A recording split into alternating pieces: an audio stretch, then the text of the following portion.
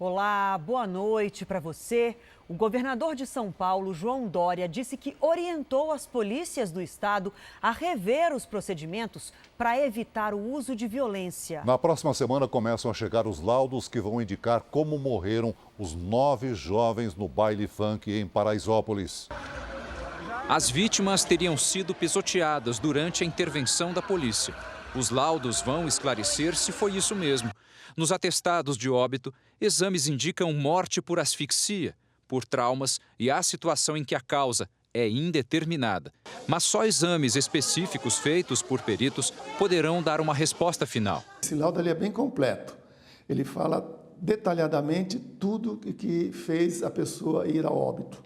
E mesmo que o local do crime não tenha sido preservado, é possível saber as condições em que as mortes ocorreram. Você tem como saber se essa cena é pré-histórica, ou seja, preserva todo o que aconteceu sem nenhum movimento, ou se ela foi adulterada. Denúncias contra ações policiais são muito frequentes na corregedoria. Dados da própria PM mostram que de janeiro a outubro deste ano foram registradas 2.479 investigações contra a Polícia Paulista, o que representa um inquérito aberto a cada 3 horas.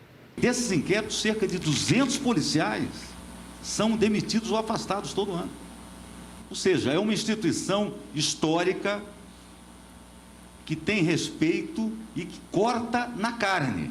Mesmo assim, o governador de São Paulo pediu uma reavaliação dos métodos usados pela PM. Rever protocolos e identificar procedimentos que possam melhorar e inibir, se não acabar com qualquer perspectiva da utilização de violência e de uso desproporcional de força em qualquer acontecimento no estado de São Paulo.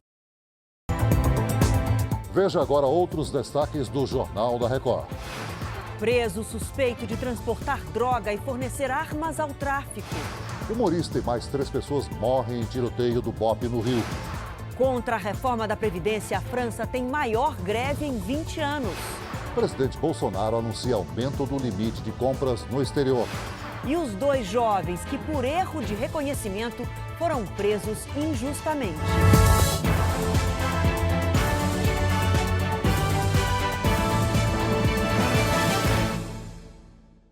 Oferecimento Bradesco. Abra sua conta sem tarifa pelo app.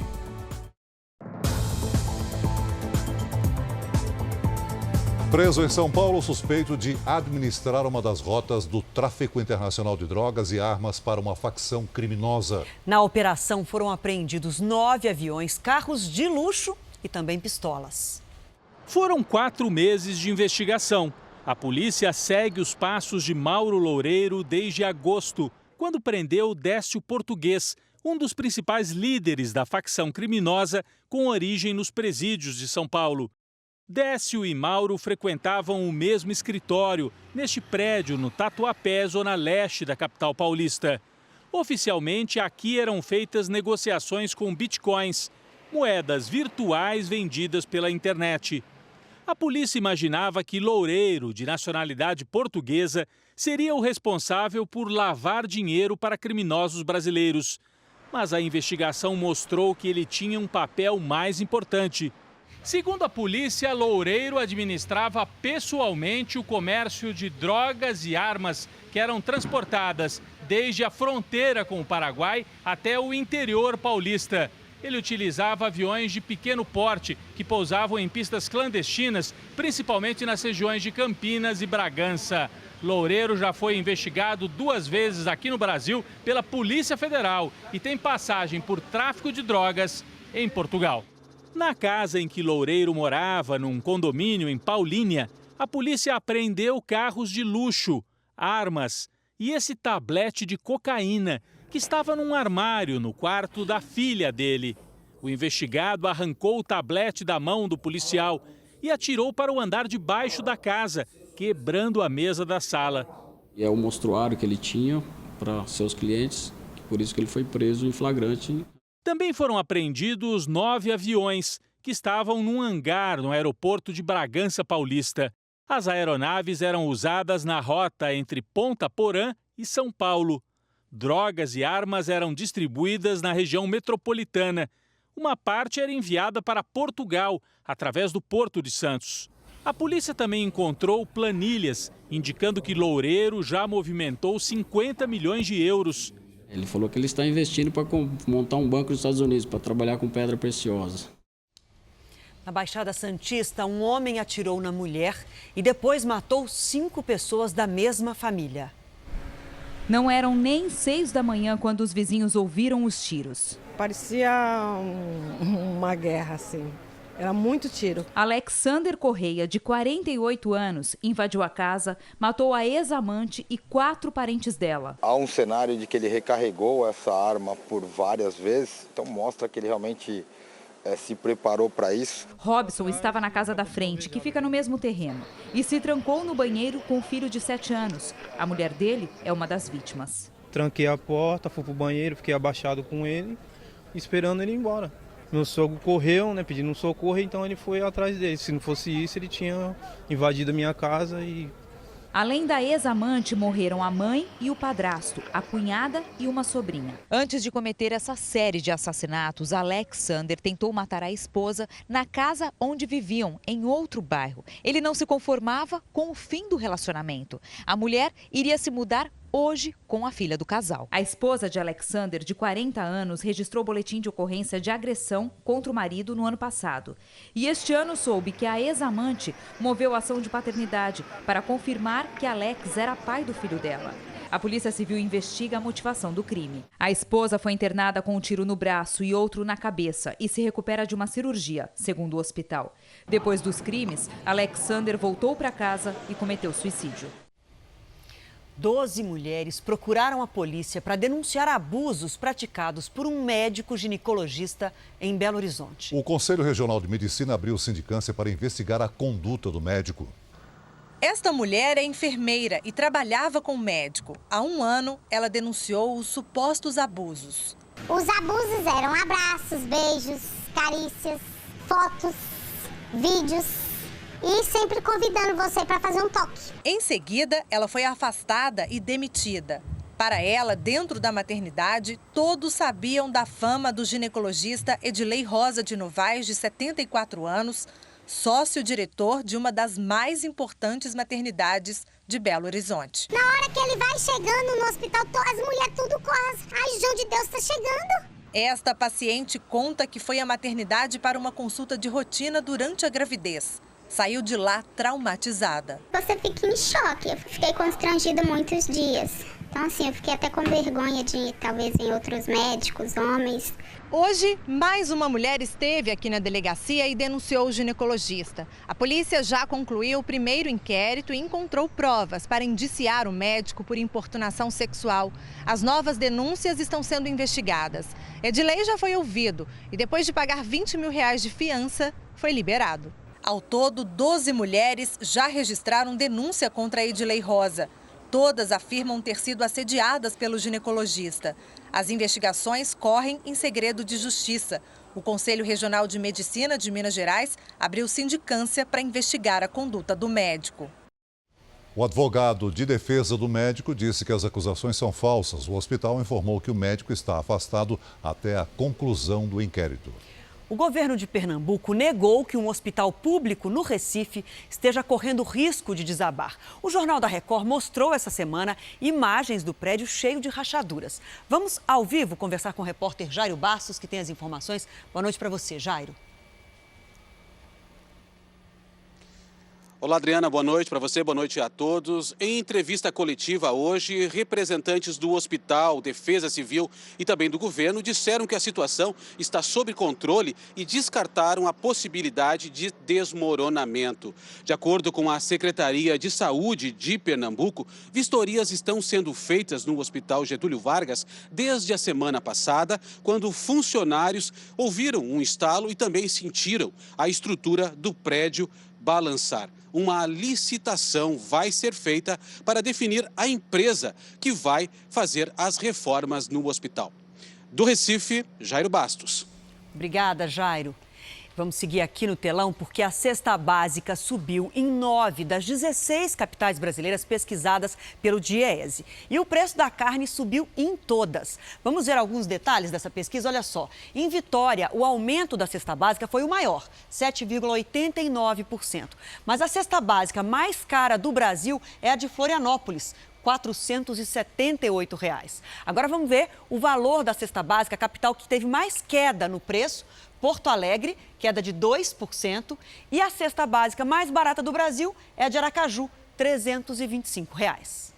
A França enfrentou hoje a pior greve geral em 20 anos. Mais de 800 mil pessoas foram às ruas contra o projeto de reforma da Previdência do governo.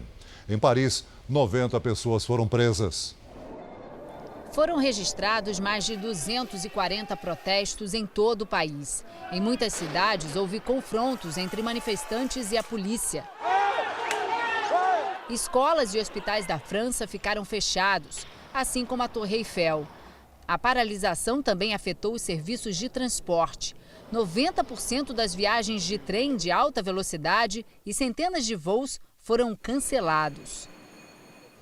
O presidente Emmanuel Macron quer simplificar o sistema de pensões na França, que tem mais de 40 planos com diferentes idades e benefícios de aposentadoria. Trabalhadores ferroviários, marinheiros, bailarinos da Ópera de Paris, por exemplo, podem se aposentar até 10 anos antes que o trabalhador comum. A reforma prevê a eliminação de dezenas de regimes especiais. Alguns sindicatos vão manter a greve até segunda-feira. 3 pessoas foram presas na maior apreensão de metanfetamina da história da Austrália. A carga ilegal foi avaliada em mais de 3 bilhões de reais. 2 homens e uma mulher esconderam 1,5 toneladas da droga num carregamento de alto-falantes. Pesquisadores americanos criaram uma pílula anticoncepcional que deve ser usada apenas uma vez por mês. Vamos ao vivo até Nova York falar com a nossa correspondente Heloísa Vilela. Heloísa, boa noite. Mais fácil, né, para não esquecer. Mas como é que funciona esse medicamento?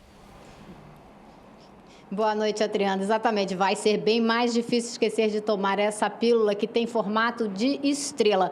O comprimido tem uma camada externa de gelatina, por isso fica no estômago sem se dissolver durante mais tempo, semanas, e vai soltando pouco a pouco a quantidade de hormônio necessária para evitar a gravidez. Os testes preliminares em animais mostraram que o produto funciona. A pílula é um dos métodos anticoncepcionais mais eficientes que existem quando usada corretamente. Mas no método atual, se esquecer de tomar uma dose ou 2, pode resultar em uma gravidez que não estava nos planos. Adriana, Celso. Obrigada, Luísa.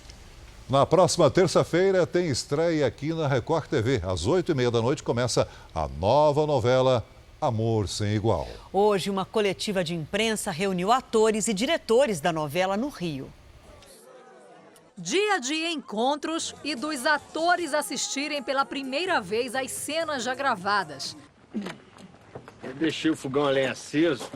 A nova novela da Record TV conta a história de um agrônomo interpretado pelo ator Rafael Sardão, que se apaixona por uma garota de programa vivida pela atriz Day Mesquita. Amor Sem Igual é uma novela linda, leve, divertida, cheia de ação, cheia de aventura, cheia de amor. Eu acho que o Miguel é bem esse cara que a gente quer ter do lado, porque é um cara do bem.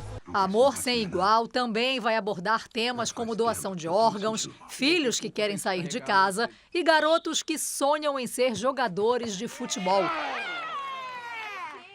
Agora a novela é às 8h30, então a gente pode dar uma densidade maior nesse horário, mas mesmo assim é uma novela para a família. Mais de 50 atores, jovens e veteranos, estão no elenco. Ô, Leandro. Tiago Rodrigues estreia na Record TV como um vilão. Foi um convite assim, irrecusável. Eles estão me recebendo aqui com muito carinho, estou encontrando um ambiente de trabalho maravilhoso e estou super feliz. A novela foi apresentada à imprensa em um dos cenários da trama, o Mercado Municipal de São Paulo. E todo mundo pôde se sentir realmente na capital paulista. Os boxes são iguaizinhos aos que tem lá. Tem flores, frutas, queijos. Até o elenco pôde testar os sabores. Só o Castrinho é que chamou a atenção para um detalhe. A gente só não se sente São Paulo porque quando vai beijar a mulher, beija 2 vezes. São Paulo é uma só. Tá entendendo? Falar nisso, você não me beijou. Rio ou São Paulo? Rio. Minas são 3. Então anote aí a nova novela da Record, Amor Sem Igual. Estreia na próxima terça-feira, às 20h30 da noite. E no r7.com você encontra uma entrevista com a autora da novela, Cristiane Friedman. Acesse o r7.com/Amor Sem Igual. Veja ainda nesta edição, a operação do BOPE termina com a morte do humorista Bonitinho no Rio de Janeiro. E na nossa série especial, eles foram reconhecidos de forma errada e na cadeia pagaram o preço da desonra.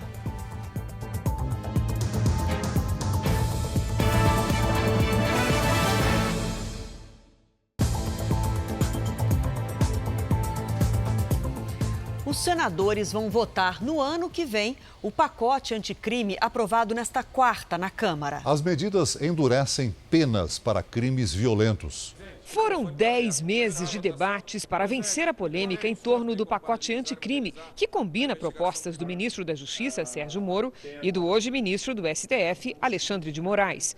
O resultado foi uma quase unanimidade no painel. 408 votos a favor e 9 contra. Apenas o PSOL rejeitou o texto. É a maior modificação na legislação criminal que aconteceu desde a redemocratização do país em 1985. Um avanço muito grande. O conjunto de medidas modifica pelo menos 9 legislações, algumas do tempo que nem existia a internet, nem mesmo computadores, e passa a estabelecer regras para o uso de certos recursos tecnológicos nas investigações. O texto autoriza policiais a usarem a internet, redes sociais e aplicativos para se infiltrarem em organizações criminosas. Permite a instalação de escutas no ambiente com autorização judicial para a investigação de crimes graves. Triplica a pena para crimes de injúria, calúnia e difamação, se praticados pela internet. Mas o foco principal são os crimes violentos. Haverá aumento de pena de 20 para 30 anos nos casos de homicídio com arma de uso restrito.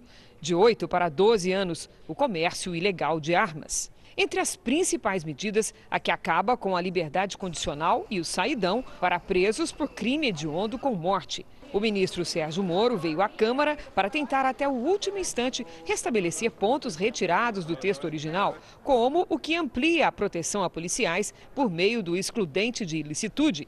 Agora, Moro promete trabalhar para convencer os senadores que só tratarão do tema no ano que vem. É uma grande vitória para a área da justiça e da segurança pública. Em relação ao que não foi aprovado, se vai trabalhar para restabelecer no Senado ou, eventualmente, por projeto à parte. O Ministério Público pediu investigação em Brasília contra um dos procuradores da Lava Jato de Curitiba.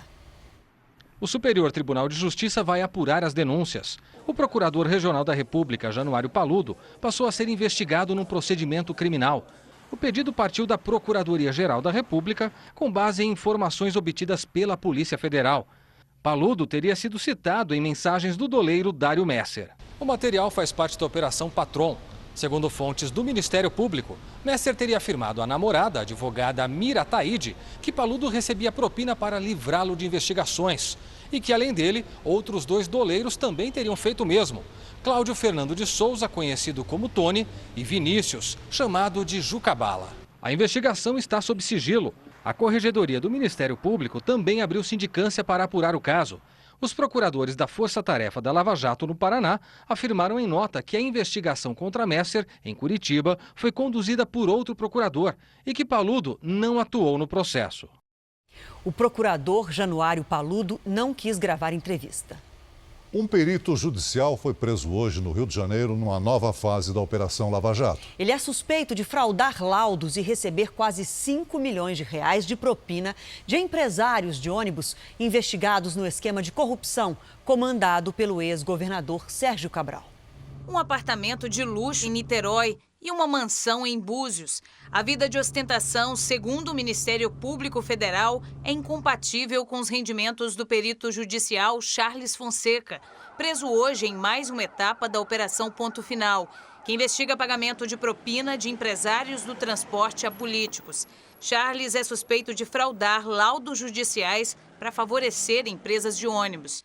Quem confirma os pagamentos é o doleiro Álvaro Novis, um dos operadores do esquema comandado pelo ex-governador Sérgio Cabral.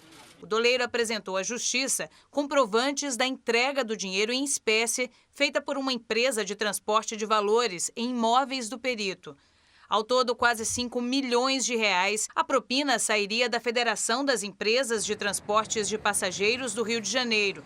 Para o Ministério Público Federal, Charles William usou influência no Tribunal de Justiça do Rio, onde ainda trabalhava, para ajudar a organização criminosa.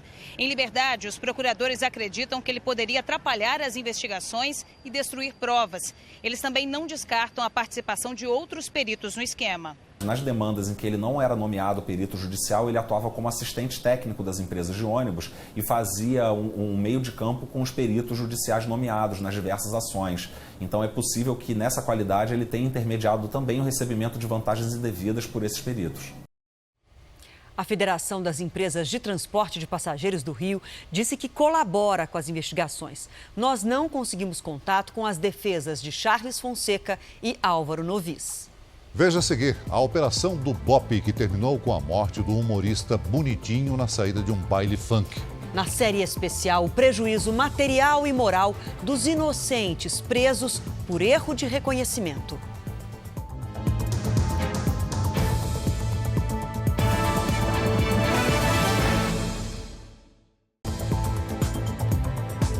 O Brasil vai aumentar o limite para compras realizadas no exterior. A informação foi dada hoje pelo presidente Jair Bolsonaro durante reunião dos países do Mercosul.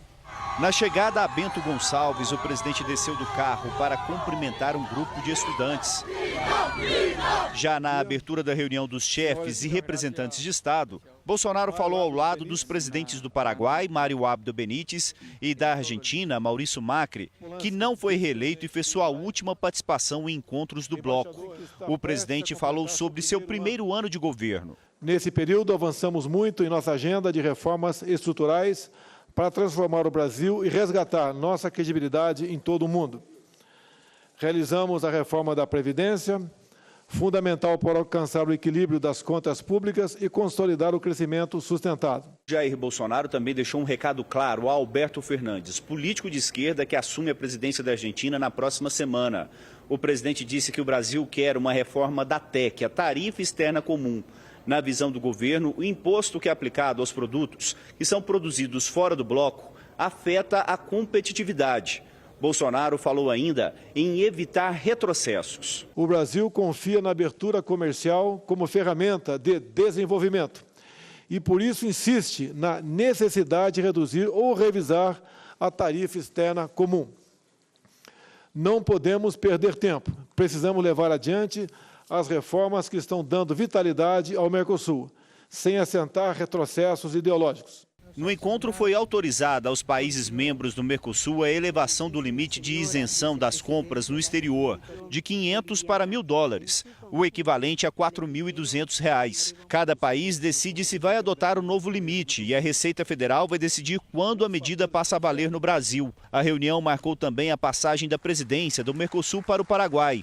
Foram assinados acordos para permitir parceria policial nas regiões de fronteira e para que assinaturas digitais tenham validade em todo o bloco.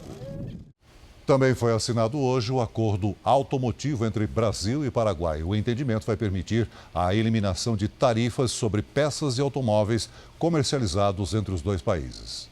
Previsão do tempo agora, sol e temporais. Em menos de 24 horas, a capital do Amapá registrou mais da metade da chuva esperada para todo o mês. Boa noite para você, Mariana. E tem previsão de transtornos em outra parte do país amanhã, não é isso? Boa noite, Adriana. Boa noite a todos. Tem sim, os temporais continuam, só que amanhã a chuva forte se concentra no sudeste. Isso por causa de uma frente fria que está avançando para a região. Tem riscos de alagamentos e ventanias nos 4 estados. Entre o norte de Mato Grosso e o sul, Mato Grosso do Sul e Roraima, pancadas a qualquer momento. Sol do Ceará até a Bahia. Tempo firme também na metade sul do Brasil. Em Porto Alegre e em Natal, calor com máximas de 31 e 31 graus. E os temporais também atingem a Vitória, Espírito Santo. Faz 29 graus. Com Tempo Delivery agora, o pedido vem de Minas, viu? É o Emanuel de Carangola, que quer saber se a chuva continua por lá, Mariana. Oi, continua assim, pelo menos até a metade do mês, viu? Máxima de 29 graus aí amanhã. Agora aqui em São Paulo chove forte já nas próximas horas. Na verdade, a chuva já chegou com friozinho. A tendência é que a temperatura diminua e amanhã faz 22 graus. Para mim é frio de edredom já. Pois é, para mim também. Até amanhã. Tchau. Uma operação policial no Morro do Dendê, na zona norte do Rio de Janeiro, terminou com 4 mortos, entre eles o humorista Bonitinho, conhecido nas redes sociais. Moradores registraram o som dos tiros.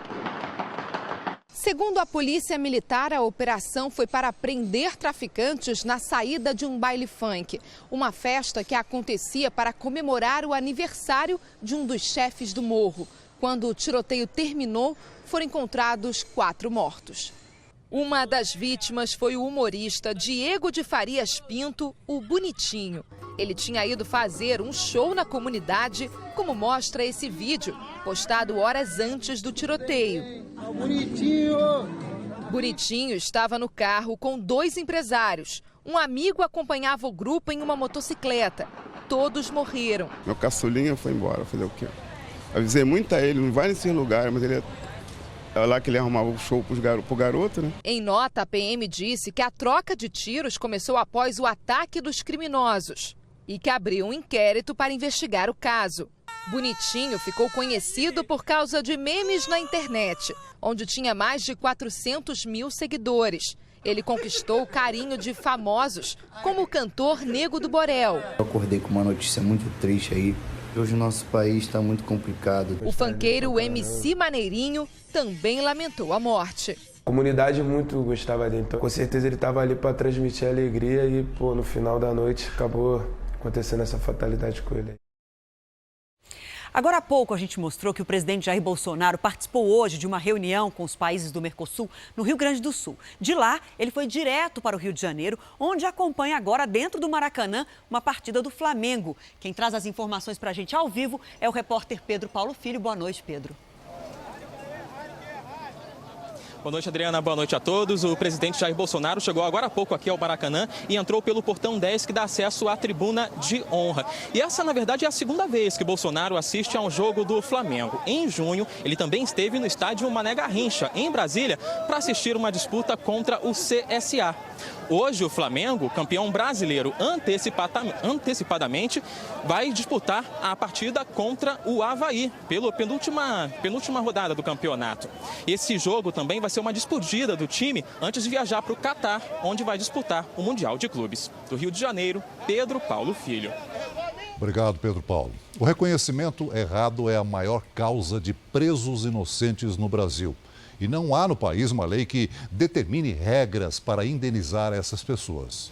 Quase sempre a justiça absolve os suspeitos por falta de provas e não porque eles não cometeram o crime.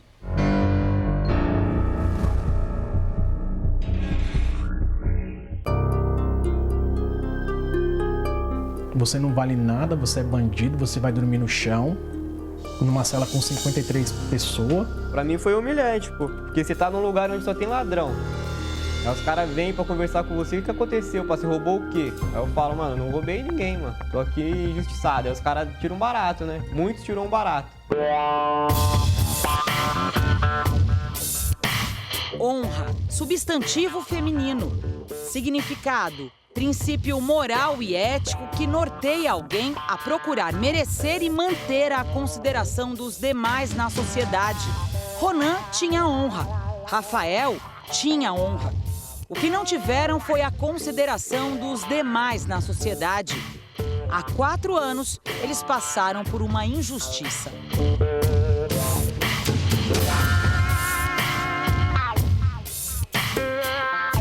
O policial viu e falou, vixe, agora já era, a casa caiu pra vocês, você vai ter que assumir. O que vocês fizeram? Eu falei, eu não vou assumir, eu não fiz nada. Você vai assumir, de um jeito ou de outro você vai. Eu falei, não vou. Ronan e Rafael eram entregadores de pizza na periferia de São Paulo. Na época, 2 assaltantes que agiam na região se disfarçavam de motoboy para roubar mulheres nas ruas. Esse foi o flagrante de uma das ações. Na mesma noite, as vítimas pediram uma pizza e, ao ver os jovens como entregadores, elas desconfiaram de que eles poderiam ser os ladrões. A polícia foi chamada e, mesmo negando qualquer relação com o crime, eles foram levados à delegacia para passar pelo reconhecimento. Ela falava que era um moreno, alto, mais escuro e um mais claro. Colocaram eu e o Ronan numa cela assim com vidro e só tinha nós dois. Aí a mulher veio e falou, foi eles, mano. Bastou a palavra das vítimas em um reconhecimento feito de maneira totalmente irregular. Os investigadores nem se deram ao trabalho de investigar. No reconhecimento equivocado, a testemunha vítima tem a convicção de que reconheceu o verdadeiro culpado, ainda que se mostre depois que ele era inocente. O reconhecimento equivocado, ele é a causa preponderante dos erros judiciários, da condenação de inocentes. Ronan e Rafael só foram inocentados quando a nossa reportagem fez o papel que a polícia deveria ter feito. Ouviu testemunhas, colheu imagens de câmeras de segurança. Nós trouxemos esse material e levou para análise de um perito criminal. A moto, o tipo de guidão é diferente, um é mais alto, mais aberto, o outro é mais fechado, mais baixo. A gente vê pela posicionamento do braço, né? Eu acho que há prova suficiente para dizer que não se trata da mesma pessoa. As provas foram incontestáveis. Depois de 18 dias presos aqui no CDP de Santo André, enfim, os jovens foram soltos. Para que eles ganhassem a liberdade, a família gastou o que não tinha com honorários de advogados. E para isso, amigos, parentes e vizinhos tiveram que fazer empréstimos, que viraram dívidas. O prejuízo imediato foi de R$15 mil. E foi somente isso o que eles pediram juntos de indenização à justiça. Por que você não pediu mais dinheiro? Porque assim, eu não queria vantagem em cima de um erro que não era nosso. Eu só queria aquele dinheiro que eu gastei com um advogado, que não era uma coisa que eu tinha no momento, só queria ressarcir aquilo, mano. Mas até isso foi negado. Estar atrás das grades, sem cometer um crime, é muito mais fácil do que receber uma indenização por um erro da justiça. Não há no país uma lei que determine regras para ressarcir os danos causados aos inocentes que vêm parar nas cadeias. Quase sempre, os juízes absolvem esses presos declarando falta de provas e não ausência de crime. É uma manobra para evitar que o Estado desembolse quantias elevadas para as famílias prejudicadas. Além disso, essas pessoas, depois mesmo que são inocentadas, elas vão ficar como egressas do sistema prisional. Toda vez que for abordada pela polícia, o policial já vai dizer, você já tem passagem. Acontece sempre com eles, numa caminhada a pé pelas ruas do bairro. A polícia veio dar uma abordagem de rotina. Quando eu falei que tinha passagem, que eles perguntam, né? Se tem passagem, aí falei que tinha. Aí perguntou qual que foi o caso, eu expliquei, aí ele já começou. Bandido. Ou num passeio de carro. Teve uma vez que eu tomei enquadro vindo da namorada aqui de noite, os caras, eu tava com o carro, né? Perguntou, de onde você tirou esse carro? Eu falei, trabalhando. Tirou trabalhando, mas você é vagabundo, pô, você é bandido. Puxa no Copom aí, Rafael Cardoso Alves, lá, 157. Pai, então, você é vagabundo, pra mim você é vagabundo. Nós vai te tratar que nem um vagabundo. Aí foi, rasgou o som do carro, rasgou o banco. Não é vagabundo? Compra outra. Você faz o quê da vida? Vai brigar com os caras, vai processar? Absolvidos no tribunal, Ronan e Rafael carregam uma marca que não some. São condenados à humilhação todos os dias por um crime que não cometeram. Pensou você, trabalhador, ser preso do nada? Sempre trabalhou a vida inteira e cair atrás das grades por uma coisa que você não fez? Quando eu lembro disso, eu tenho um sentimento de raiva, ódio, amargura, decepção.